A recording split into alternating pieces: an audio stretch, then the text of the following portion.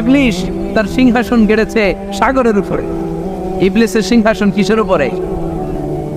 বিশাল বড় সাগর আর মহাসাগরের উপরে ইবলিস শয়তান তার সিংহাসন নিয়ে বসা।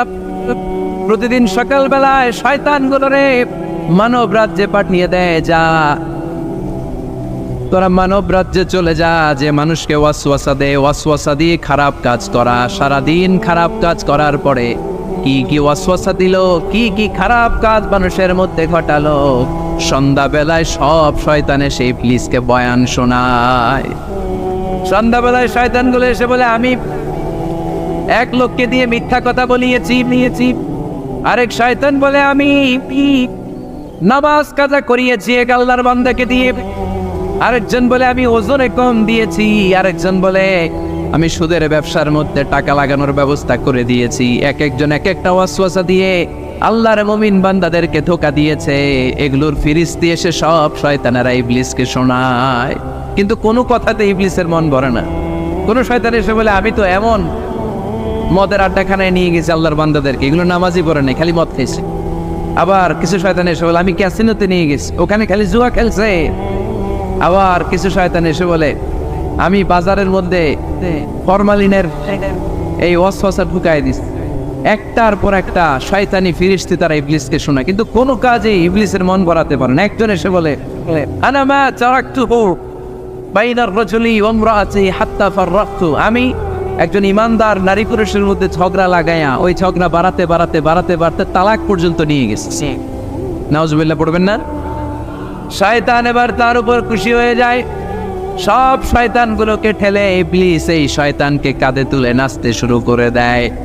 কারণ মুমিন বান্দার সংসার যদি ভেঙে যায় শয়তান খুশি হয়ে যায়, আর মুমিন বান্দার সংসার টিকে থাকলে খুশি হয়ে যায় কে? এজন্য নীলফামারীর ভাইয়েরা, ঝগড়া করা যাবে না।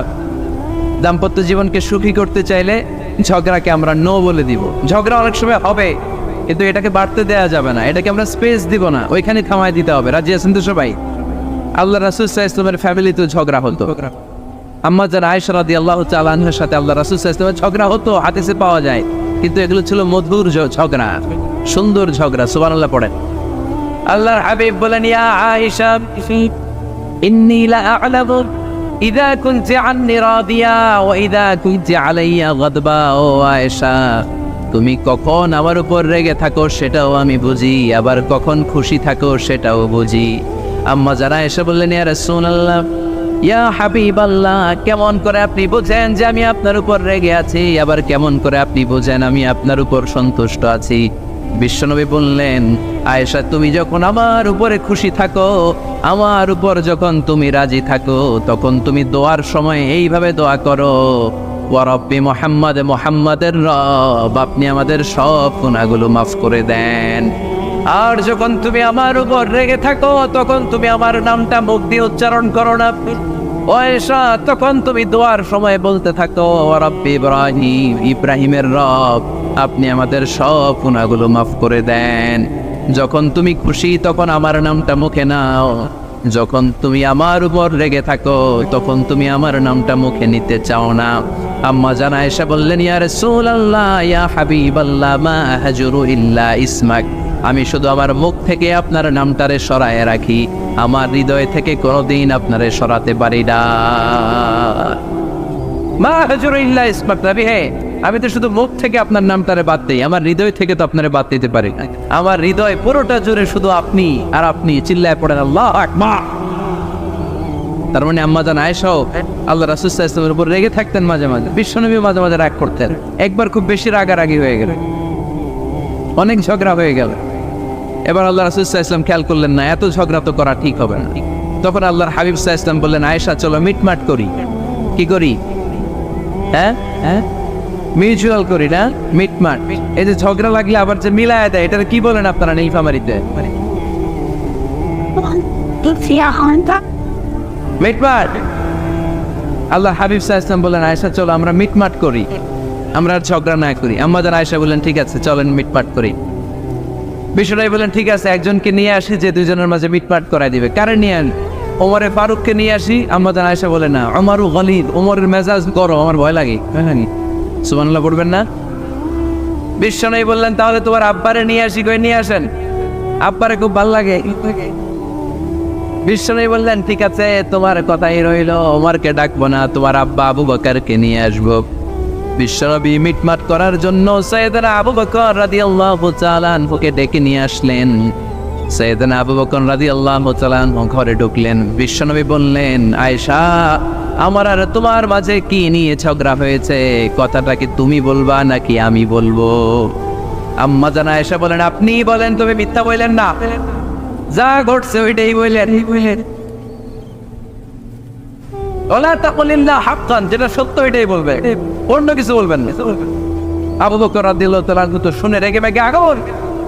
কি এত বড় সাহস, বিশ্বনবীর সামনে দাঁড়িয়ে তুমি এভাবে কথা বলো? এই আদব শিক্ষা দিয়েছি তোমাকে আমি। রেগে গেলেন। বিশ্বনবী কি সত্য ছাড়া মিথ্যা কিছু বলবেন? রেগে মেগে চিৎকার করে মেয়ের গালের মধ্যে দিলেন এক চপেটাঘাত, এক থাপ্পড় খেয়ে আম্মা জান আয়েশা উল্টায় পড়লেন। আবার মারার জন্য সাইয়েদনা আবু বকর রাগে গড়গড় করছিলেন, মেয়েরে আবার মারার জন্য উদ্যত হলেন। বিশ্বনবী অবস্থা ভয়ঙ্কর দেখে সাইয়েদনা আবু বকরের সামনে দুই হাত মেলে এইভাবে দাঁড়িয়ে গেলেন। বিশ্বনবীকে যখন আবু বকর রাদিয়াল্লাহু তাআলা আনহু দাঁড়াতে দেখলেন, সাইয়েদনা আবু বকর মুহূর্তের মধ্যে থেমে গেলেন। সুবহানাল্লাহ পড়েন। সাইয়েদনা আবু বকর রাদিয়াল্লাহু তাআলা আনহু ঘর থেকে বের হয়ে গেলেন। এবার বিশ্বনবী আম্মা জান আয়েশার কাছে যেয়ে বলেন, ও আয়েশা, দেখো আমি তোমারে মাইট থেকে বাঁচাইলাম, আমি না থাকলে তোমার বাবা তোমারে আসে শেষ করে ফেলতো, ঠিক কি না? আমি বাঁচাইছি তোমারে। ইয়া আয়েশা কাইফা রাআইতিনি আন খুসতুকি মিনার রাজুল, দেখছো আয়েশা কেমনে বাঁচাইলাম তোমারে? আজকে আমি না থাকলে এমন পিটতে দিতে তোমার বাবা একেবারে খবর হয়ে যায়। আম্মা জান আয়েশা লজ্জায় পড়ে গেলেন, হেসে দিলেন। বিশ্বনবীও হেসে দিলেন। সুবহানাল্লাহ পড়েন। দুইজনের এই হাসির আওয়াজ ঘরের বাইরে থেকে সাইয়েদনা আবু বকর শুনতে পেলেন। উনি শুনে তো অবাক, কিরে এতক্ষণ তৃতীয় বিশ্বযুদ্ধ, এখন আবার হাসে। ঘরে ঢুকলেন। ঘরে ঢুকার পরে আবু বকর রাদিয়াল্লাহু তাআলা আনহু বিশ্বনবীর বলেন, ইয়া রাসূলুল্লাহ, আশরিকানি ফি সিলবিকুমা কামা আশরাকতুমানি ফি হারবিকুমা। হে আল্লাহর রাসূল, আপনারা দুইজন ঝগড়া লাগলে মিটমাট করার জন্য আমারে যেমনি ডাকেন, আপনারা যখন সুখ আনন্দ আর হাসাহাসিতে ব্যস্ত থাকেন, ওই হাসির সময়গুলোতে শেয়ার করার জন্য তখনও আমার একটু ডাইকেন। পড়েন সুবহানাল্লাহ। ও নবী, শুধু ঝগড়ার সময় ডাইকেন না, শুধু মিলায় দেওয়ার জন্য ডাকবেন না। আপনাদের মধ্যে যখন সুখকর আনন্দময় হাসাহাসির মুহূর্তগুলো কাটে, ওই মুহূর্তগুলোতেও আমাকে এনে আপনারা শেয়ার করে দিয়েন। পড়েন সুবহানাল্লাহ। মুসনাদে আহমদ ইবনে হাম্বলের হাদিস। এই হাদিস প্রমাণ করে আল্লাহ রাসূল সাল্লাল্লাহু আলাইহি ওয়াসাল্লামের বড় ঝগড়া হতো স্ত্রীদের সাথে, তবে মধুর ঝগড়া, শিক্ষণীয় ঝগড়া। আওয়াজ করে বলতে হবে, ঠিক কি না? এজন্য ঝগড়া হবে, কিন্তু ঝগড়াকে বাড়তে দেয়া যাবে। তাহলে দাম্পত্য জীবন সুখময় করতে গেলে 1 নম্বরে স্যাক্রিফাইস, 2 নম্বরে ঝগড়াকে আমরা কি বলে দিছি আজকে? বলে গেছি ঝগড়াকে কি বলবো? নো। তাসলিমা নামে একটি মেয়ে হারিয়ে গেছে। ওসি সাহেব বলেছেন পিছনে পুলিশের কাছে যদি পাঠিয়ে দিতে পারেন ভালো হয়। ছোট্ট মেয়ে দেখলে জিজ্ঞেস করবেন তোমার নাম কি, যদি বলে তাসলিমা, 6 বছর বয়স, ওকে পাঠিয়ে দিবেন। 3 নম্বর, দাম্পত্য জীবন সুখময় করতে চাইলে দাম্পত্য জীবনের কোনো গোপন কথা কারোর সাথে শেয়ার করা যাবে না। এটা কবিরা কেউ না, এটাকে হারাম বলে ঘোষণা দিয়েছে কে? এটাকে বিষ্ণু বলেছেন আযমুল আমানা। স্বামী স্ত্রীর মধ্যে যে অন্তরঙ্গ মুহূর্ত কাটে, এই মুহূর্তগুলোর কথা কারোর সাথে শেয়ার করা যাবে? নীলফামারীর যুবক ভাইরা চিল্লায় বলে, এগুলো শেয়ার করা যাবে? বিষ্ণু বললেন খবরদার, এটা আযমুল আমানা। স্বামীর সবকিছু স্ত্রীর কাছে আমানত, স্ত্রীর সবকিছু স্বামীর কাছে আমানত। আবার বিষ্ণু বলেছেন, যারা স্বামী স্ত্রীর গোপন দাম্পত্য জীবনের কথা অন্যের কাছে শেয়ার করে দেয়, তারা হলো আশারুন নাস, পৃথিবীর মধ্যে সবচাইতে নিকৃষ্ট মানুষ। এরা নিকৃষ্ট, এদের চাইতে নিকৃষ্ট আর কেউ হতে পারে না। উলাইকা কাল আনআম বাল হুম আদাল। এরা পশুর চাইতেও নিকৃষ্ট, যারা স্বামী স্ত্রীর প্রাইভেট কথা, পার্সোনাল কথা মানুষের কাছে বলে বেড়ায়। আর সিবাহু হারাম, এই গোপনীয় সব কথাগুলোকে অন্যের কাছে প্রকাশ করা হারাম করেছে কে? চিল্লায় বলতে হবে কে? তাহলে খবরদার, নিজেদের দাম্পত্য জীবনের কোনো কিছু অন্যের সাথে শেয়ার করবেন।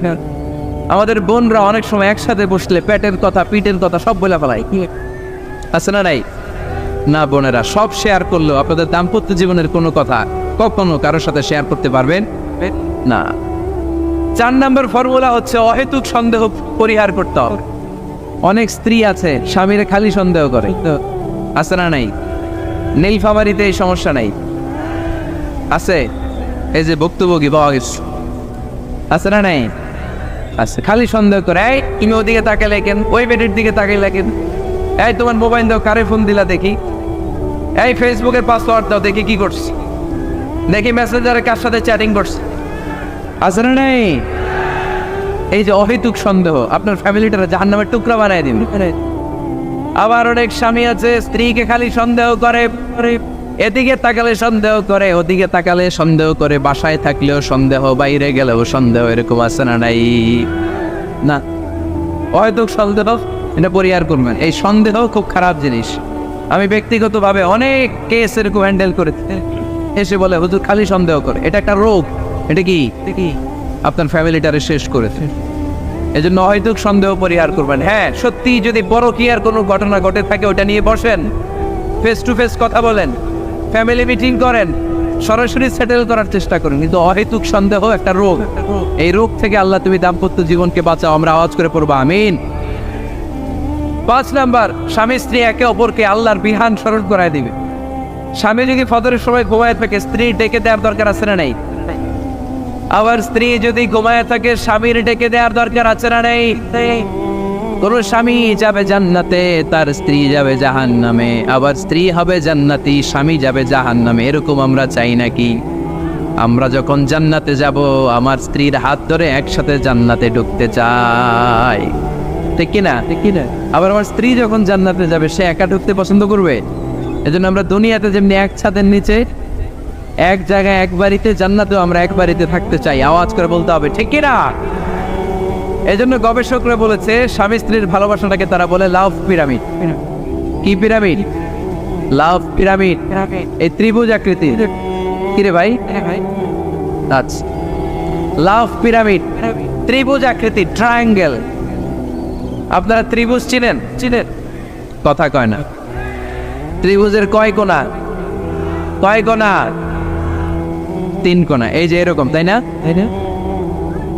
এই জন্য স্বামী স্ত্রীর ভালোবাসাটাকে বলে লাভ পিরামিড। উপরে এরকম সমুদ্রের মতো না, উপরে থাকে আল্লাহ, আর ডানে স্বামী, বায়ে স্ত্রী। এই 2 কোণায় স্বামী স্ত্রী, আর উপরের কোণায় আল্লাহ। স্বামী স্ত্রী যদি আল্লাহর আনুগত্যের দিকে যেতে চায়, যতই তারা the couple come to Allah, they come closer to each other. তারা যদি আল্লাহর কাছাকাছি যায়, তারা নিজেরাও কাছাকাছি হয়, ঠিক কিনা? ঠিক কিনা? তারা আল্লাহর কাছে যেতে যেতে যেতে যেতে আল্লাহর ইবাদতে যদি একেবারে আল্লাহর কাছে চলে যায়, তারা নিজেরাও কাছাকাছি চলে যায়, ঠিক কিনা? ঠিক কিনা?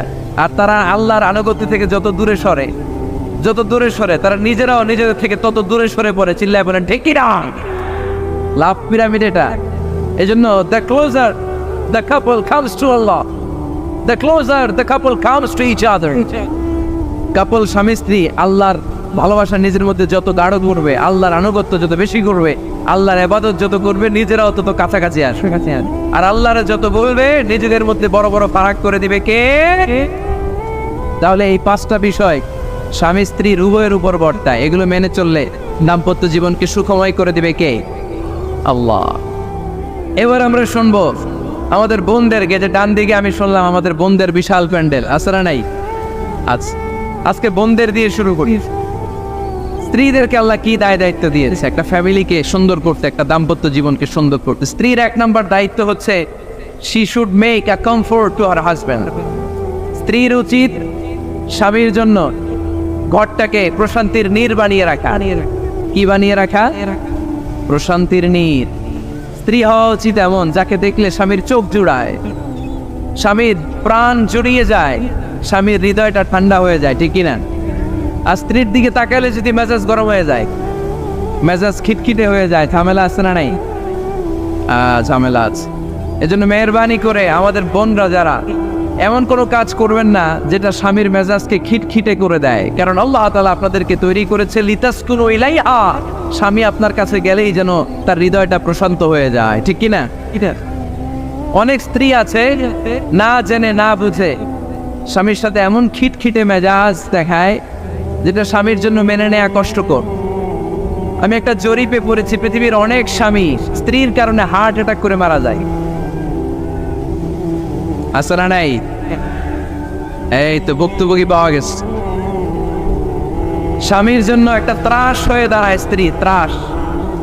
অনেক স্বামী আছে স্ত্রীর এরকম আচরণের কারণে, অতিরিক্ত প্রেসার ক্রিয়েট করার কারণে স্ত্রীদেরকে ভয় পায়। অবশ্য নীলফামারীর কোনো স্বামী তার স্ত্রীরে ভয় পায় না। ভয় পায় স্ত্রীরে ভয় পান কে কে দেখি?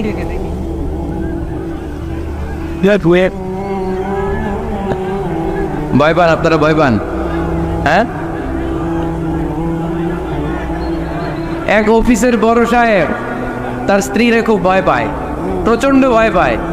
তো সে মনে মনে ভাবলো, দেখি আমার অফিসের যারা স্টাফ আছে, ম্যানেজাররা আছে, এরা কতটুকু ভয় পায়, এরা ভয় পায় কিনা।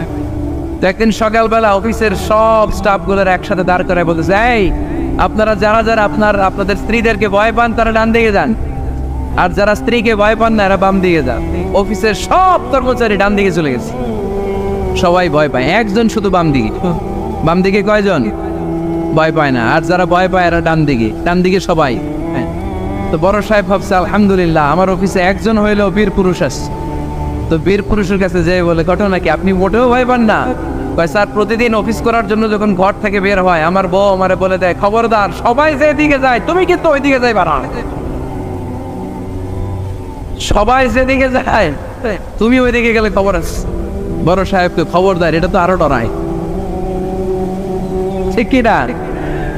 এজন্য বোনদেরকে বলবো, লিতাসকুনু ইলাইহা, এমন ভাবে আপনি আপনার স্বামীর সামনে নিজেকে প্রেজেন্ট করেন যাকে আপনাকে দেখলে আপনার স্বামীর চোখ জুড়িয়ে যায়, হৃদয়টা প্রশান্ত হয়ে যায়, আপনাকে দেখলেই আপনাকে ভালোবাসতে মনে চায়, ঠিক কিনা? এজন্য রব্বুল আলামিন বলেন, আমি নারীদেরকে তৈরি করেছি লিতাসকুনু ইলাইহা, যেন পুরুষেরা স্ত্রীদের সংস্পর্শ যখন পায় পুরুষদের হৃদয়টারে প্রশান্ত করে দেয় কে? রব্বুল আলামিন বলেছেন, খাদিজার জন্য জান্নাতে আমি এমন একটা ঘর বানিয়েছি যেই ঘরের মধ্যে কোনো বিশৃঙ্খলা নাই। খাদিজার জন্য জান্নাতে এমন একটা প্রাসাদ আমি বানিয়েছি যেই প্রাসাদের মধ্যে কোনো আওয়াজ নাই, কোনো কোলাহল নাই। কুরাইশদের মাঝে যখন দাওয়াত দিতেন সব বিশৃঙ্খলা ঝামেলা গোলমাল শেষ করে রাতের বেলায় যখন খাদিজার ঘরে বিশ্বনবী ঢুকতেন, বিশ্বনবীর হৃদয়টারে প্রশান্ত করে দিত কে? আম্মাজান খাদিজা বিশ্বনবী সাল্লাল্লাহু আলাইহি ওয়াসাল্লামের জন্য এমন ঘর উপহার দিয়েছেন যেই ঘরে বিশ্বনবী আসলে বিশ্বনবীর হৃদয়টা ঠান্ডা হয়ে যেত। সুবহানাল্লাহ পড়েন। অনেক স্ত্রী আছে স্বামী ঘরে ঢুকলেই ঘরে আটা নাই, রুটি নাই, চাল নাই, ডাল নাই, এটা লাগবে ওইটা লাগবে, ওখানে যেতে হবে, একটার পর একটা ফিরিস্তি বলে বেড়ায়, আছে না নাই? না, এটা করবেন না। আপনার কি লাগবে এই সব দায় দায়িত্ব আল্লাহ তাআলা স্বামীকে দিয়েছে, স্বামীকে জানাবেন, তবে ধীরে সুস্থে স্বামীর জন্য ঘরটাকে এমন করে রাখতে হবে যেন ঘরে ঢুকলেই স্বামীর হৃদয়টারে প্রশান্ত করে দেয় কে? এজন্য স্ত্রীর প্রথম দায়িত্ব ঘরটারে প্রশান্তির নীড় বানানো। এখানে কি আবার কি এখানে মারামারি দুই দল নাকি?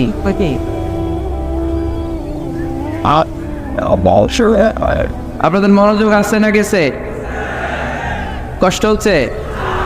হ্যাঁ, অনেক রাত হয়ে গেছে তো, প্রায় 10:30। হ্যাঁ, তাকবীর পড়েন, লিল্লাহে তাকবীর। তো কিছু লোক ওঠা বসা শুরু করলেন কেন? হ্যাঁ, 1 নাম্বার 2 নাম্বার 3 নাম্বার নাই তো আবার? হ্যাঁ, 1 নাম্বার নাকি পেশাব করা, 2 নাম্বার নাকি টয়লেটে যাওয়া, 3 নাম্বার নাকি এইটা। বিড়ি খান আপনারা? বিড়ি আর সিগারেটের সাথে মুসলমানের সম্পর্ক আছে না। কোন মুসলমান সিগারেট খেতে পারে, বিড়ি টানতে পারে? কারণ এটা এমন একটা খাবার যে খাবার টয়লেটে ঢুকেও খাওয়া যায়। সিগারেট ছাড়া কোনো খাবার টয়লেটের ভেতরে খাওয়া যায়? কথা বলেন, খাওয়া যায়। এবং সিগারেট পৃথিবীর এমন খাবার যে খাবারের গায়ে এই খাবারের বদনাম লেখা থাকে, ঠিক কিনা? সিগারেট ছাড়া পৃথিবীর কোনো খাবারে ওই খাবারের বদনাম আছে? কথা বলেন। ধরেন আপনাদের নীলফামারীতে নতুন 1 প্যাকেট বিস্কিট বেরোচ্ছে, যে বিস্কিটের গায়ে লেখা এই বিস্কিট খাওয়ার 1 ঘন্টার মধ্যে ডায়রিয়া শুরু হবে। ওটা খাইবেন কে কে? খাবেন আপনারা? কি বলবেন দোকানদারে, তোর বিস্কিট তুই খা, তোর ডায়রিয়া হোক, ঠিক কিনা? কিন্তু সিগারেটের গায়ে কিন্তু লেখা থাকে স্মোকিং কজেস ক্যান্সার, ধূমপান স্বাস্থ্যের জন্য ক্ষতিকর, ধূমপান কর্কট রোগের কারণ, ধূমপান করলে এটা বিষপানের শামিল। এই সিগারেট এটা তৈরি হয় তামাক পাতা থেকে, টোবাকো প্ল্যান্ট। এই তামাক পাতা চাষ হয় নাকি নীলফামারীতে? হ্যাঁ, বাংলাদেশে সবচেয়ে বেশি, সবচেয়ে বেশি নীলফামারীর কোন থানায়? সদরে, শহর অঞ্চলে। আচ্ছা, এই তামাক পাতার চারদিকে বেড়া দেওয়া লাগে না, জানেন? কারণ ছাগলও মুখ দেয় না। তো যেটা ছাগলে খায় না ওটা মানুষ খাইতে পারে? আওয়াজ করে বলেন। তাহলে ঝগড়ারে যেমনি আজকে আমরা নো বলে দিলাম, এই সিগারেট, এই মাদক, এগুলাকে আজকের প্রোগ্রাম থেকে আমরা নো বলে দিব। পারা যাবে? মাদককে আমরা নো বলে দিলাম। আওয়াজ করে বলেন, মাদক আর সিগারেটকে কি বললাম? নো। আল্লাহ তুমি বুঝার তৌফিক দান করো, আমরা পড়ি আমিন। একটা সুখী দাম্পত্য জীবনের জন্য স্ত্রীর 2 নাম্বার দায়িত্ব হচ্ছে স্বামীকে ইন্সপায়ার করা, স্বামীকে সাহস যোগানো, পিছন থেকে ড্রাইভিং পুশের মতো কাজ করা। কারণ স্বামীকে যখন স্ত্রী সাহস যোগায়, স্বামীর সাহস বেড়ে যায়, ঠিক কিনা? আল্লাহর হাবিব সাল্লাল্লাহু আলাইহি ওয়াসাল্লামের কাছে কোরআনের আয়াত নাযিল হলো, ইকরা বিসমি রাব্বিকাল্লাযী খালাক, খালাকাল ইনসানা মিন আলাক, ইকরা ওয়া রাব্বুকাল আকরাম, الذي علم بالقلم علم الإنسان ما لم يعلم। পড়েন আল্লাহু আকবার। সূরাতুল আলাকের 5 আয়াত হেরা গুহায় যখন নাজিল হয়ে গেল, বিশ্বনবী সাইয়েদনা জিবরাইলকে নিজ আকৃতিতে দেখলেন। পা থেকে মাথা পর্যন্ত দেখে বিশ্বনবী ভয় পেয়ে গেলেন। বিশ্বনবী সাল্লাল্লাহু আলাইহি ওয়াসাল্লাম জীবনে দুইবার সাইয়েদনা জিবরাইল আলাইহিস সালামকে ওনার আসল আকৃতিতে দেখেছিল। আওয়াজ করে বলতে হবে, কয়বার? এক হচ্ছে মেরাজ রজনীতে সিদরাতুল মুনতাহায়, 2 হচ্ছে প্রথম যখন কোরআনের আয়াত নাজিল হয়, বিষ্ণু ইসা ইসলাম দেখলেন বিশাল একজন ব্যক্তি, পাটা হচ্ছে হেরা গুহায় আর মাথাটা হচ্ছে আকাশের উপরে। এই বিশাল একটা লোক, সে কোরআনের 5 আয়াত নিয়ে এসেছে সূরাতুল আলাক, আর বলতে শুরু করেছে, ইয়া মুহাম্মদ ইকরা, আপনি পড়ুন, আপনি পড়ুন, আপনি পড়ুন। 3 বার পড়ার আদেশ করার পরে বিষ্ণু ইসা ইসলাম পড়তে আরম্ভ করলেন, ইকরা বিসমি রাব্বিকাল্লাযী খালাক, খালাকাল ইনসানা মিন আলাক, ইকরা ওয়া রাব্বুকাল আকরাম, الذي علم بالقلم علم الإنسان ما لم يعلم। বিষ্ণু ইসা ইসলাম পড়তে আরম্ভ করলেন। প্রথম কোরআনের আয়াত যখন নাজিল হয়ে গেল, বিষ্ণু ইসা ইসলাম ভয় পেয়ে গেলেন। হাত নাড়াচ্ছেন কেন আপনারা? হ্যাঁ, কি স্ক্রিনে দেখা যায়? আহারে কি আনন্দ আকাশে বাতাসে, সবাই খুশির ঠেলায়, খুশিতে আনন্দে ঠেলায় না? আল্লাহর হাবিব সাল্লাল্লাহু আলাইহি ওয়াসাল্লাম ভয় পেয়ে গেলেন। আপনাদের মনোযোগ তো নাই মনে হচ্ছে, তা হাত নাড়াচ্ছেন কেন? এদিকে তাকা। খরগোশের কানের মতো কান দুটারে খাড়া করে। কোরআনের আয়াত যখন নাজিল হলো, আল্লাহ রাসূল সাল্লাল্লাহু আলাইহি ওয়াসাল্লাম ভয় পেয়ে গেলেন। বিষ্ণু ইসা ইসলামের হৃদয় কাঁপতে আরম্ভ করলো। কোরআনের 5 আয়াত নিয়ে হেরা গুহা থেকে বিশ্বনবী আম্মা জান খাদিজাতুল কুবরা রাদিয়াল্লাহু তাআলা আনহার কাছে চলে আসলেন।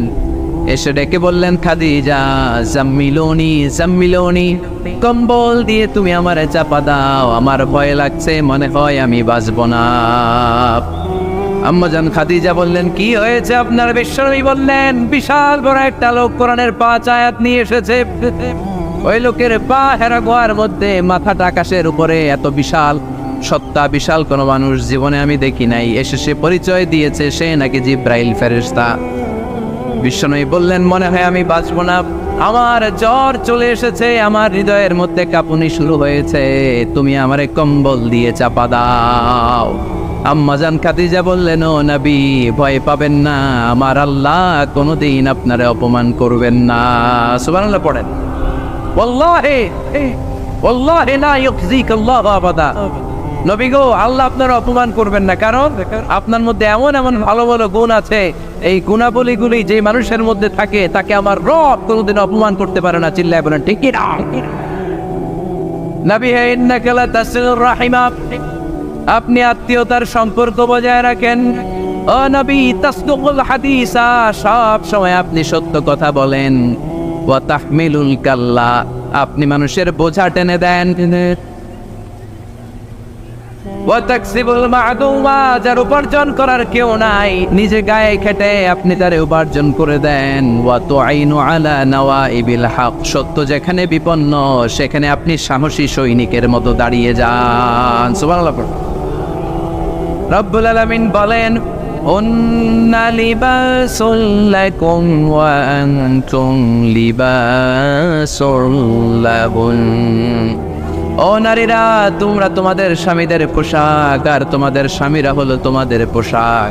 পোশাক যেমনি লজ্জাস্থানকে ঢেকে রাখে, ঈমান ইজ্জতের হেফাজত করে, আব্রু ঢেকে রাখে, তেমনি স্বামী তার স্ত্রীর চরিত্রের হেফাজত করে, স্ত্রী তার স্বামীর চরিত্রের হেফাজত করে। পোশাক যেমনি সুন্দর, স্ত্রীর চোখে স্বামী সুন্দর, স্বামীর চোখে স্ত্রী সুন্দর। পোশাক যেমনি মানুষকে আরাম দেয়, প্রশান্ত করে দেয়, স্বামী আর স্ত্রী একে অপরের সংস্পর্শ পেলে তাদের হৃদয়টাও প্রশান্ত হয়ে যায়, ঠিক কিনা?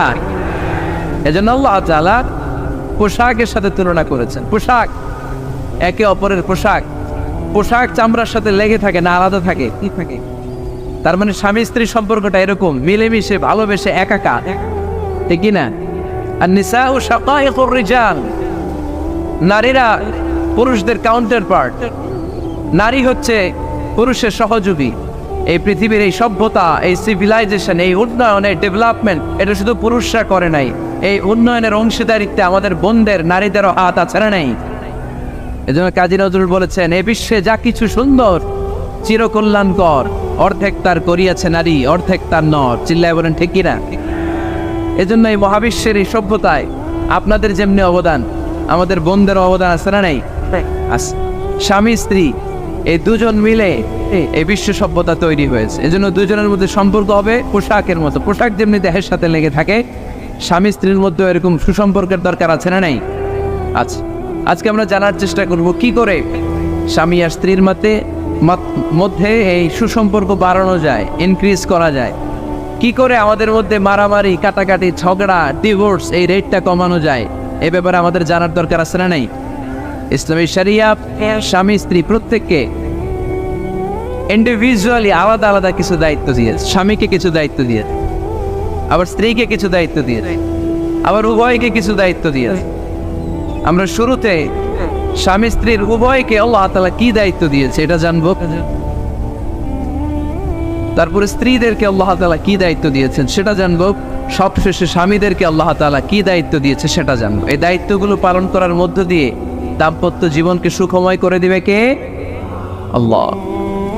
শুরুতে আমরা জানবো দ্য কালেকটিভ রেসপন্সিবিলিটি, যৌথ দায় দায়িত্ব কি আছে স্বামী আর স্ত্রীর, কেমন করে দাম্পত্য জীবনকে সুখময়, শান্তিময় করতে হয়।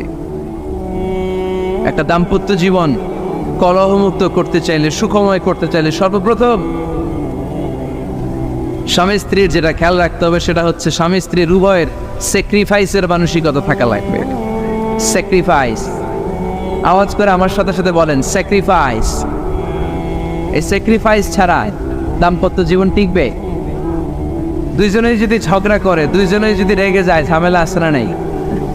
স্বামী রেগে গেলে স্ত্রীকে থেমে যেতে হয়, আবার স্ত্রী রেগে গেলে স্বামীকে থেমে যেতে হয়। স্বামীও যদি রেগে যায়, স্ত্রীও যদি রেগে যায়, তাহলে তৃতীয় বিশ্বযুদ্ধ বেঁধে যাবে, ঠিক কিনা? এই জন্য রেগে গেলেন তো হেরে গেলেন, রাগা যাবে না। স্বামী যদি রেগে যায়, স্ত্রী থেমে যেতে হবে। স্ত্রী যদি রেগে যায়, স্বামী থেমে যেতে হবে। এটাই দাম্পত্য জীবনের সুখ আর সমৃদ্ধির মূল ফর্মুলা। স্যাক্রিফাইস করতে হবে। এর কারণ আপনি যদি দোষ খুঁজতে শুরু করেন, দোষ ছাড়া পৃথিবীতে মানুষ নাই, ঠিক কিনা? No one is perfect in this world. এই পৃথিবীতে কেউই পারফেক্ট না। আপনি যে আপনার স্ত্রীর দোষ খোঁজেন, আপনারও দোষ আছে না নাই? আবার ভাবি যদি আপনার খালি দোষ খোঁজে, ভাবিরও দোষ আছে না নাই? না, এজন্য দোষ খুঁজবেন না, স্যাক্রিফাইস করেন, একটু মানিয়ে নিন। দাম্পত্য জীবনটা এরকমই, একটু ছাড় দিতে হয়, একটু মানিয়ে নিতে হয়। দাম্পত্য জীবনে কখনো মন খারাপ, কখনো মন ভালো, কখনো রোদ, কখনো বৃষ্টি, এই নিয়েই দাম্পত্য জীবন, ঠিক কিনা? তাহলে দাম্পত্য জীবনে যদি আমরা সুখ পেতে চাই, সকল নবদম্পতিকে বলবো একটু ছাড় দেওয়ার মানসিকতা বিল্ড আপ করেন, একটু মানিয়ে নেন,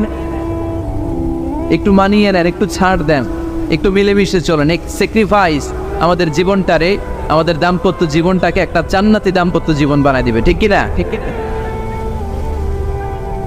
দাম্পত্য জীবনকে সুখী করার 2 নাম্বার ফর্মুলা হচ্ছে ঝগড়া করা যাবে না। আপনারা ঝগড়া করেন নাকি? হ্যাঁ, বউয়ের সাথে ঝগড়া করেন না এরকম বিবাহিত পুরুষ কে কে আছেন দেখি এখানে?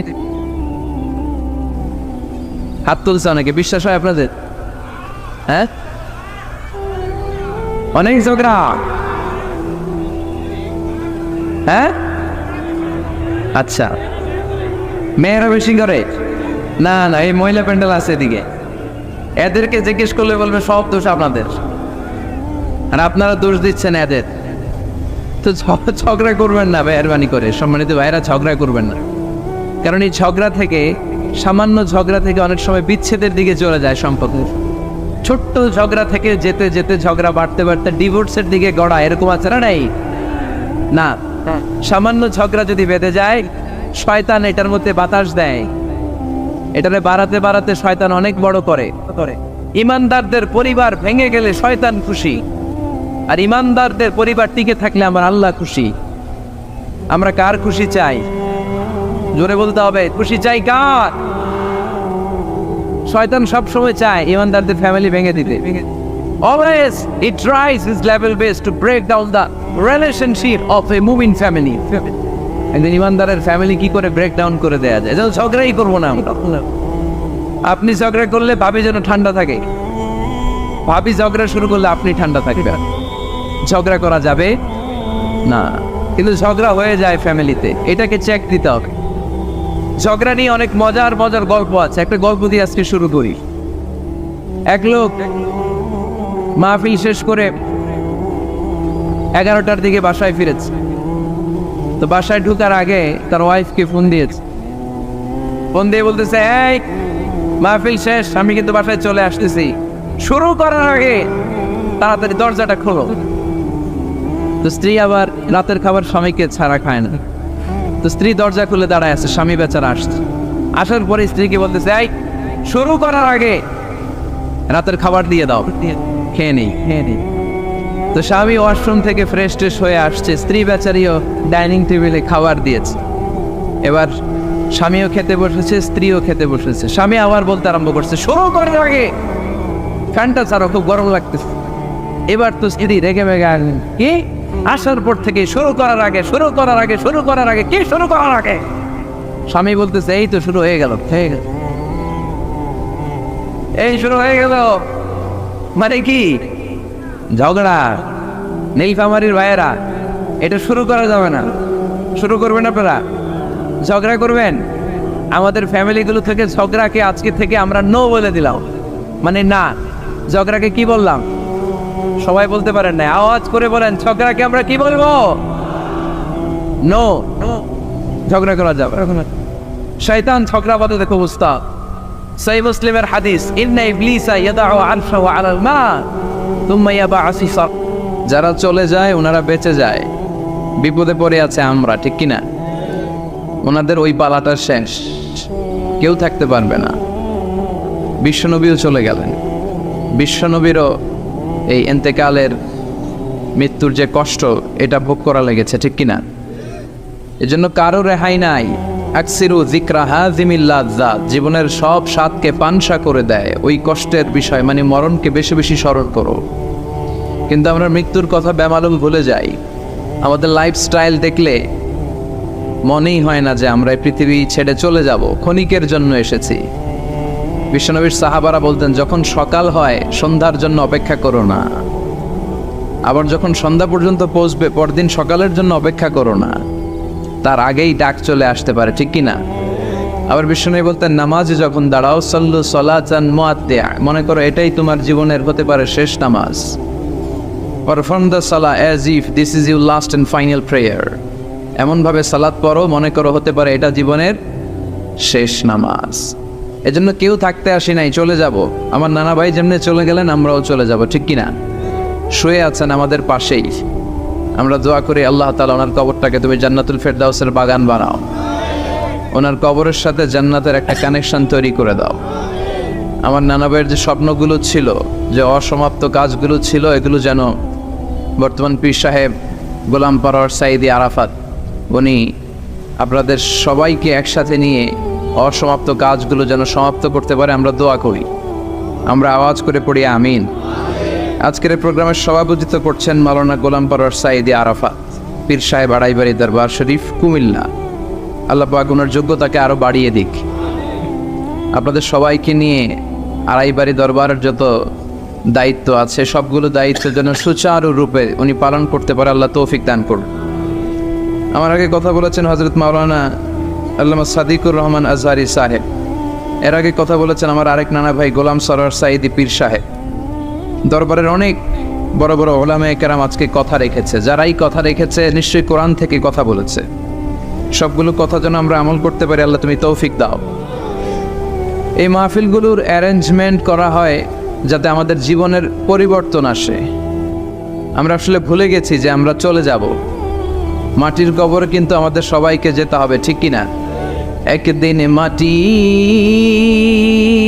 ভেতরে হবে ঘরে মন আমার, কেন বন্ধ দালান ঘর, প্রাণ পাখি উড়ে যাবে পিঞ্জর ছেড়ে,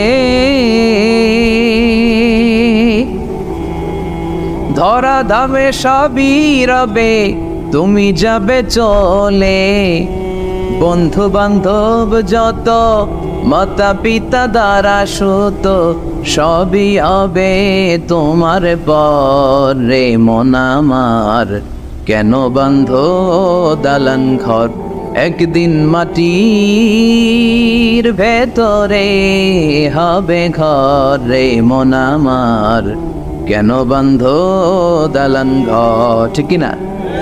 চলে যেতে হবে। এজন্য এটা যেন আমাদের মাথায় থাকে যে আমরা থাকতে আসি নাই, আমাদের আখিরাতটা যেন সুন্দর হয়, সবসময় এই চিন্তা রাখতে হবে। আমাদের মোরাল বেসিস, আমাদের ethical level is going down, ইখলাস তাকওয়া ইজ গোয়িং ডাউন। আল্লাহর উপর ভয়, আল্লাহর উপর অগাধ বিশ্বাস এবং আস্থা দিন দিন আমাদের কমছে, আর দুনিয়াকে পাওয়ার লোভ আমাদের বাড়ছে, ঠিক কিনা? কিন্তু আমরা থাকতে আসি নাই, চলে যাব। আমাদের অনেক লাগবে। গোটা বিশ্বে দেখবেন যে একটা প্রতিযোগিতা মানুষের মধ্যে, ছুটছে মানুষ পাগলের মতো, আরও লাগবে, আরও টাকা লাগবে, আরও সম্মান লাগবে, আমার আরও দাপট লাগবে, আরও জায়গা লাগবে, আরও ফ্ল্যাট লাগবে, আছে না নাই? বিশ্বনবী বলেন বনি আদমের প্রত্যেককেও যদি একটা স্বর্ণের পাহাড়ের মালিক বানিয়ে দেয়া হয়, কিসের পাহাড়? কথা বলেন। আচ্ছা, একটা স্বর্ণের পাহাড়ের মালিক যদি আপনি হন, আপনার পুরো 14 পুরুষ মিলে ওই স্বর্ণের পাহাড় যদি বিক্রি করেও খান, ওই পাহাড়ের অর্ধেকও শেষ করতে পারবেন? বিশ্বনবী বললেন প্রত্যেককে যদি একটা স্বর্ণের পাহাড়ের মালিকও বানিয়ে দেয়া হয়, প্রত্যেকে চাবে আরও একটা স্বর্ণের পাহাড় কেমনে নেওয়া যায়। কত বড় ডাকাত, ঠিক কিনা? ওয়ালাই আমলা আফাহু ইল্লা তুরাব, কবরের মাটি ছাড়া কোনো কিছু বনি আদমের এই মুখকে বন্ধ করতে পারবে? আরও লাগবে, খাই খাই খাই খাই, আরও দাও, পাই নাই, এরকম অসন্তোষ আছে না নাই?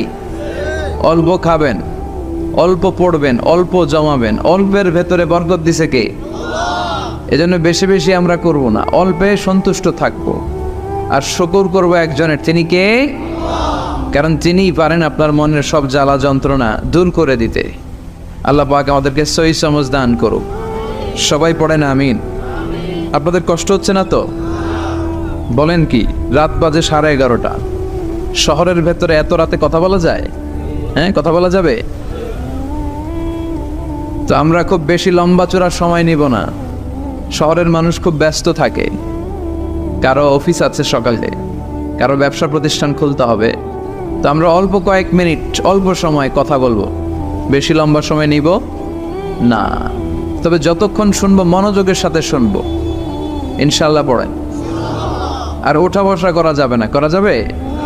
তো আমরা অল্প কয়েক মিনিট কথা শুনবো আমলের নিয়তে। আগে নিয়তটাকে খালিস করে নেই যে আল্লাহ, এই যে এত দামি সময় ব্যয় করে আমরা আসলাম, যা শুনবো এটা যেন আল্লাহ আমল করতে পারি।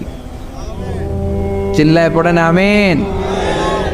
আজকে কোরআনের সবচেয়ে দামি সূরাটা নিয়ে আমি কথা বলবো। সবচেয়ে দামি কোরআনে মোট সূরা কয়টা? সবাই বলেন। আমি যখন কথা বলি আমি ক্লাস নেই, তাফসির মাহফিলরে আমি বলি কি ক্লাস। তো ক্লাসে উত্তর করতে হয়। আমি সোজা কথার মানুষ, সোজা কথায় বিশ্বাসী, এত প্যাচগোজ নাই, সহজ কথা আমি ক্লাস করি। আমি তাফসির মাহফিলকে নিয়েছি যে আমি প্রতিদিন রাতে একটা করে শীতকালে ক্লাস করি। তো এই ক্লাসে উত্তর দিতে হয়। টিচার যদি প্রশ্ন করে উত্তর দেওয়ার দরকার আছে না? নেই। আর টিচার প্রশ্ন করে, টিচার শিখায়, ছাত্র অমনোযোগী, ফেল করার সম্ভাবনা আছে না? নেই। তো আমরা যেন পাশ করতে পারি, ঠিক কি না? যতক্ষণ কথা বলবো প্রশ্ন করলে আওয়াজ করে উত্তর দিতে হবে, বাঘের বাচ্চার মতো, ঠিক কি না? আজকে কোরআনের সবচেয়ে দামি সূরাটা নিয়ে আমি কয়েক মিনিট কথা বলবো, ইনশাআল্লাহ। পড়েন। এবার বলেন কোরআনের সবচেয়ে দামি সূরা কি? হ্যাঁ? আর ইখলাস, আর ইয়াসিন, আর রহমান, আর বাকারা। বাকারা মানে কি? গাবি মানে কি? গরু। গাবি মানে নাকি গরু?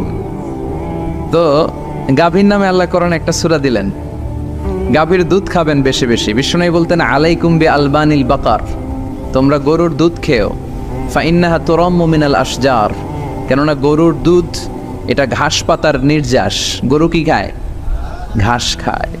আবার বিষ্ণু বলতেন গরুর গোশত খায়ও কম, দুধ খায়ও বেশি, কেননা ফাইন্না ফি লাবানিহা শিফা, গরুর দুধে আছে শিফা, ও ফি লাহমিহা দা, আর গোশতে আছে রোগ। এখন অনেক ডাক্তারের সিরিয়াল দিতে গেলে ডাক্তার বলে লাল গোশত যারা খায় এরা যেন আমার সিরিয়াল না নেয়, কারণ আমি যতই ওষুধ দিব কোনো কাজ করবে না। Red meat is strictly prohibited for my patient, আমার রোগীর জন্য লাল মাংস খাওয়া নিষিদ্ধ। গরুর গোশতের ভেতরে আছে রোগ, কোলেস্টেরল বেশি। খেয়াল রাখবেন, যেই প্রাণীর পা বেশি ওই প্রাণীর গোশতের ভেতরে কোলেস্টেরল বেশি। মাছের পা আছে? কথা বলেন। মাছে কোনো কোলেস্টেরল নাই, সুবহানাল্লাহ পড়েন। মুরগির পা কয়টা? দুইটা, তার মানে কিছু আছে, তাই না? গরুর পা কয়টা? তার মানে কোলেস্টেরলের পরিমাণ বেশি না কম? এবার বলেন চিংড়ি মাছের পা কয়টা? কয় হুজুর হিসাব নাই। তাহলে কোলেস্টেরলেরও হিসাব নাই। এগুলো কম কম খেতে হবে, ঠিক কি না? তো এজন্য দুধ খেতে হবে বেশি। জান্নাতে যারা যাবে আল্লাহ তাআলা জান্নাতীদের জন্য 4টা শারাবান তাহুরা রাখবেন। ওয়াসাকাহুম রাব্বুহুম শারাবান মাসালুল জান্নাতিল্লাতী ওয়াইদাল মুত্তাকুনা ফিহা আনহারুম মিন মাইন গায়রি আসিন ওয়া আনহারুম মিন লাবানিন লাম ইয়াতাগায়্যার তা'মুহু وأنهار من خمر لذة للشاربين وأنهار من عسل مصفى سبحان الله। জান্নাতে যারা ঢুকবে জান্নাতীদের গলায় যেন কোনো তৃষ্ণা না লাগে, এজন্য আল্লাহ তাআলা জান্নাতের ভেতরে 4 ধরনের শারাবান তাহুরার ঝর্ণা রাখবেন। কয় ধরনের? 1 নাম্বার হচ্ছে মিনারেল ওয়াটারের ঝর্ণা। মিনারেল ওয়াটার খান আপনারা? কোনটা খান? মাম খান, কেউ ফ্রেশ খায়, আর অ্যাকুয়াফিনা, আর কি খান? স্পা, আর কিনলে। এটা সবচেয়ে ভালো, এটার মধ্যে ঝামেলা কম, এটা টেস্ট করে জানা গিয়েছে। কিনলে খাবেন, কোকা-কোলা কোম্পানির, এটা ভালো পানি। কিনলে সবচেয়ে purified water ever in Bangladesh. বাংলাদেশে পাওয়া পরীক্ষিত সবচাইতে বিশুদ্ধ পানি হচ্ছে কিনলে। তো একজনকে মার্কেটিং করে দিতেছে হুজুরে। ভালো জিনিসের প্রশংসা করতে হয়, ঠিক কি না? তো জান্নাতে যারা যাবে তাদের জন্য আল্লাহ তাআলা 4 ধরনের শারাবান তাহুরা রাখবে। সুবহানাল্লাহ কইবেন না?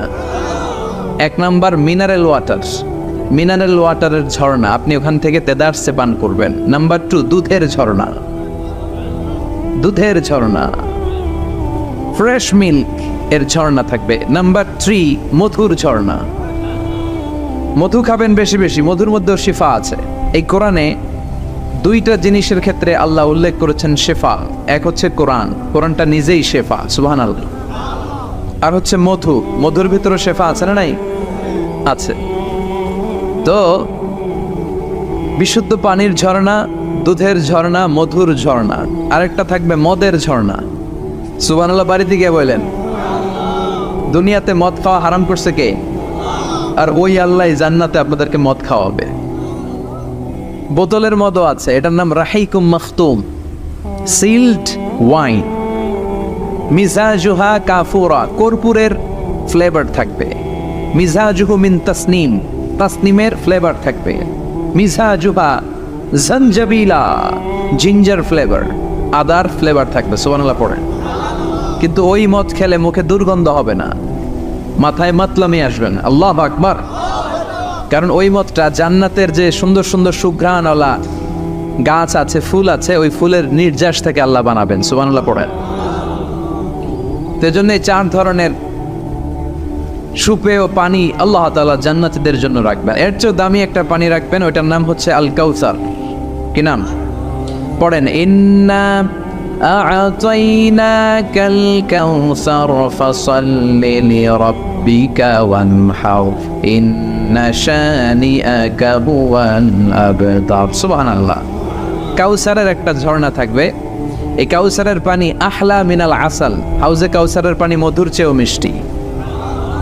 আবিয়াদু মিনাল লাবান, দুধের চেয়েও সাদা। আবরাদু মিনাস সালজ, বরফের চেয়েও ঠান্ডা। এক ঢোক যে খাবে চিরকালের জন্য তৃষ্ণা মিটে যাবে। এই সবগুলো যেন আল্লাহ আমরা পান করতে পারি। আর জোরে পড়েন আমিন। জান্নাত এমন জায়গা, যে জায়গায় শুধু শান্তি আর শান্তি। জান্নাতে অশান্তি আছে? মারামারি, কাটাকাটি, কিলাকিলি, হরতাল, টেনশন, ব্যারাম আছে কি? আরাম। জান্নাতে আছে কি? নাই কি? ব্যারাম। আরামের জায়গা, কোনো টেনশন নাই। জান্নাতের ভিতরে রোদ নাই, বৃষ্টি নাই, ভূমিকম্প আছে? দুনিয়াতে ভূমিকম্পের টেনশন হয় না? বন্যা আছে জান্নাতে? পুলিশের দৌড়ানি, র্যাবের দৌড়ানি আছে? বাড়ি ভাড়ার টেনশন, বিদ্যুৎ বিল, গ্যাসের বিল, গমে ধরে না আমাদের, ঠিক কি না? জান্নাতে কোনো টেনশন না। জান্নাত হচ্ছে আরামের জায়গা। আপনারা যারা যাবেন জান্নাতে 60 হাত লম্বা হয়ে ঢুকবেন। আহলুল জান্নাতে জুরদা ওয়া মুরদা, জান্নাতীরা হবে পশমবিহীন। এই যে দুনিয়াতে দাড়ি রাখা ওয়াজিব বা সুন্নাতে মুআক্কাদা, কিন্তু জান্নাতীদের গালে কোনো দাড়ি থাকবে না, মোজ থাকবে না, গায়ে পশম থাকবে না। আবনাউ সালাসিন ওয়া সালাসিন, সব জান্নাতি পুরুষরা হবে 33 বছরের তাগড়া যুবক। আল্লাহ, এখানে যেমনি আমরা একত্রিত হলাম, তোমার জান্নাতেও যেন আমরা একত্রিত হতে পারি, তুমি তৌফিক দাও। আর জোরে পড়েন আমিন। এতগুলো কথা কোত্থেকে এসেছে জানেন? জিজ্ঞেস করেছিলাম সবচেয়ে দামি সূরা কোনটা? একজন বলছে বাকারা। বাকারা মানে গাভী, গাভী থেকে দুধ, দুধ থেকে জান্নাত। সুবহানাল্লাহ পড়ে। কোরআনের কথা শেষ হতে চায় না, ইন্টার রিলেটেড, তাই না? একটার সাথে আরেকটা মিলে থাকে। খেয়াল রাখবেন, আল্লাহর কথা রাসূলের কথায় কোনো ফাঁক ফোকর নাই, আছে? এজন্য এই দুইজনের কথাই আমরা মানব। বিদায় হজের ভাষণে বিশ্বনবী বলেছিলেন, লাকাদ তারাকতু ফীকুম আমরাইন লান তাদিল্লু মা তামাসসাকতুম বিহিমা কিতাবাল্লাহ ওয়া সুন্নাতা রাসূলি। আমি তো চলে যাব, রেখে যাব দুটো জিনিস, যদি দুটো জিনিসকে মেনে চলো কখনো বিভ্রান্ত হবে না। একটা হচ্ছে আল্লাহর কিতাব, আর একটা হচ্ছে বিশ্বনবীর সুন্নাত। এই দুইটা আমরা আঁকড়ে ধরবো। রাজি আছেন তো? পৃথিবী যেদিকে যাক, আমি থাকবো দুইটা নিয়ে, ইনশাআল্লাহ। পড়েন, কোরআনের সবচেয়ে দামি সূরা কোনটা বলেন? ফাতিহা। কিছু বলতেছে ফাতিহা, পিছনের ভাইরা কি বলবেন? হ্যাঁ, ইয়াসিন। আর আচ্ছা, এবার বলেন, আমি সহজ করে দিই, বলেন কোন সূরা না পড়লে নামাজ হয় না? এবার ক্লু পাইছি, এবার ক্লু পেয়েছে। এই সূরা ছাড়া নামাজ হয় না। আমি যদি পড়াই হবে না, এই মসজিদের ইমাম সাহেব পড়াইলে হবে না, কিন্তু বাইতুল মুকাররমের খতিব পড়াইলে আবার হবে। হবে না? শাইখ আব্দুর রহমান সুদাইস পড়ালে তো হবেই। খাইছে কত বড় মুফতি দেখছেন, ফতোয়া দিয়ে দিচ্ছে জি না, আসলেই হবে না। কারণ এটা এমন সূরা, এই সূরা না পড়লে নামাজ হয় না। বিশ্বনবী বুখারীর বর্ণনায় বলেছেন, আ'যামুস সুওয়ার ফিল কোরআন, কোরআনের সবচেয়ে দামি সূরা। এটা আমার বানানো কথা না, সবচেয়ে দামি সূরা। এই সূরার মতো সূরা কোরআনে তো নাই, তাওরাতের ভেতরেও নাই। ইনজিলের ভেতরেও নাই, জাবুরের ভেতরেও নাই। 60টা মাত্র আয়াত। কয়টা? কার কার মুখস্থ নাই হাত তোলেন। সূরা ফাতিহা মুখস্থ নাই কার কার হাত তোলেন। হিন্দু ভাই নাই কেউ? আমাদের অনেক মাহফিলে হিন্দুরা আসে, হিন্দুদেরও মুখস্থ। সুবহানাল্লাহ কইবেন না? আমি একবার লঞ্চের ভেতরে তুফানে পড়ছিলাম, তো লঞ্চ ডুবে যাবে তুফানের ধাক্কায়। তো দেখলাম লঞ্চের ভেতরে শুধু মুসলমানরাই জিকির করে না, হিন্দুরাও জিকির করে। তুফান থেমে যায়, জিকিরও থেমে যায়। কত বড় ডাকাত! তুফান শুরু, জিকিরও। সবার মুখে এক চিৎকার, বাঁচাও। আমি বললাম কে বাঁচাবে? হুজুর আমনে। ভাবছে আমি দোয়া কালাম পড়লে বেঁচে যাবে। তো আমি বললাম আমি যে বাঁচাবো, আমারে বাঁচাবে কি? মনে রাখবেন, কেউ বাঁচাতে পারে না, একজন ছাড়া। চিৎকার করে বলতে হবে তিনি কে। কোরআনের সবচেয়ে দামি সূরার নাম সবাই বলেন। এই সূরাতুল ফাতিহার মাত্র 7টা আয়াত। কয়টা আয়াত? এই 7টা আয়াত নিয়ে কয়েক মিনিট একটু আল্লাহর রাস্তায় কুরবানি করা যাবে না? কান দুইটা খরগোশের মতো খাড়া করে, খরগোশ কান খাড়া করে শোনে। এজন্য খুব পিন ড্রপ সাইলেন্ট, পিন পতন নীরবতাও খরগোশ কান দিয়ে শুনতে পায়। এই সূরাটা হচ্ছে আউয়ালু সূরা নাযালা কামিলান মিনাল কোরআন, কোরআনের সর্বপ্রথম নাজিল হওয়া পূর্ণাঙ্গ সূরা। এই সূরার আগে কোন সূরা পূর্ণাঙ্গ একসাথে নাজিল হয় নাই। কোন সূরার 5 আয়াত, 10 আয়াত, 20 আয়াত। আপনারা যে এখন সুন্দর কোরআন দেখতেছেন, বিশ্বনবীর সময় কি এই কোরআন ছিল? না। 23 বছরের লম্বা জিন্দিগিতে বিশ্বনবীর কাছে এই কোরআন নাজিল হয়েছে। পরবর্তীতে এটার কম্পাইলেশন করা হয়েছে, scripture, holy scripture, the Quran, whereof there is no doubt, no suspicion in it, and a guidance to those who are muttaqin.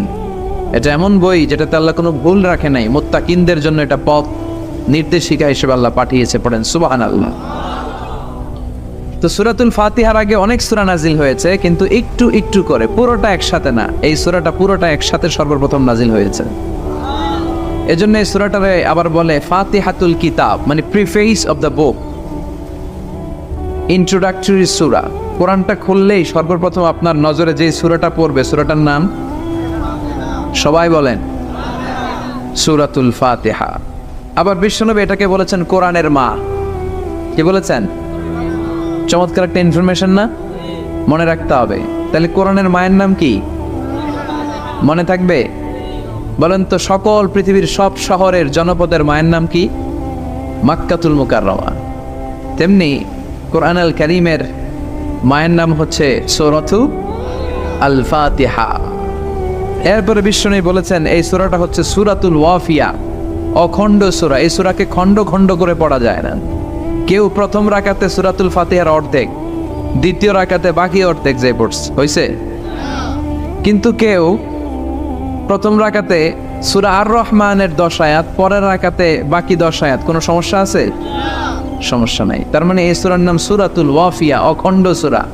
মানে এই সূরাকে খণ্ড খণ্ড করে পড়া যায় না, পড়লে পুরোটাই পড়তে হয়। সুবহানাল্লাহ পড়েন। আবার এই সূরার আরেকটা নাম হচ্ছে সূরাতুদ দুআ, দোয়ার সূরা। কিসের সূরা? কেমন করে আল্লাহর কাছে প্রার্থনা করতে হয়, দোয়া করতে হয়, ফরিয়াদ করতে হয়, সে কথা এই সূরার ভেতরে আছে না নাই? কারণ এই সূরাতে আমরা প্রতিদিন একটা দোয়া করি, ইহদিনাস সিরাতাল, মানে কি? আল্লাহ আমাকে সরল সঠিক পথ দেখাও। আমাদেরকে পথ দেখায় কে? চিল্লায় বলেন। আমি যদি কোনো দিন পথে ভুলে যাই, হাত ছানি দিয়ে কাছে নিও, মমতার বন্ধনে আমায় বেঁধে সব ভুল ক্ষমা করে দিও। আমি যদি কোনো দিন পথে ভুলে যাই, হাত ছানি দিয়ে কাছে নিও, মমতার বন্ধনে আমায় বেঁধে সব ভুল ক্ষমা করে দিও। পড়ে না আমি। আমরা যদি পথ ভুলে যাই, আমাদের পথ দেখায় কে? এজন্য এই সূরাটার নাম সূরাতুদ দুআ, প্রার্থনার সূরা। কেমন করে আল্লাহর কাছে প্রার্থনা করতে হয় এই সূরার ভেতরে আছে না নাই? এরপরে এই সূরার নাম হচ্ছে সূরাতুস সালাহ, নামাজের সূরা। কিসের সূরা? সব সূরা ছাড়া নামাজ হয়, সূরাতুল ফাতিহা ছাড়া নামাজ হয়? বিশ্বনবী বললেন লা সালাতা লিমান লাম ইয়াকরা বিফাতিহাতিল কিতাব। যে সূরা ফাতিহা তার নামাজে পড়ে না, তার নামাজ আল্লাহর দরবারে কবুল হয় না। এরপরে বিষ্ণু বলেছেন এই সূরার নাম সূরাতুশ শিফা। সূরাতুশ শিফা, শেফার সূরা, আরোগ্য লাভ করার সূরা। অসুস্থ ব্যক্তির গায়ে এই সূরা পড়ে ফু দিলে সুস্থ করবে কে? বিশ্বাস হয়? বিশ্বাস হইতে হবে, ঈমান থাকতে হবে। ঈমান যদি পাক্কা হয় তাইলে কাজ করবে, তা না হইলে কাজ করবে না। অনেকে বলে হুজুর আমি তো কত সূরা ফাতিহা পড়ে ফু দিলাম, কই আমার পেটে ব্যথা তো ভালো হয় না। যেটা কইছে তুই একটা ডাকাত, ঠিক কি না? ওর ঈমান নাই, ওর ঈমানে ঝামেলা। ফু দেওয়ার মধ্যে বেশ কম আছে না নাই? কিছু লোক আছে সারাদিন ফু দিলে মোমবাতি নিবে না, আর কিছু লোক আছে ফু দিলে পানিতে আগুন ধরে যায়।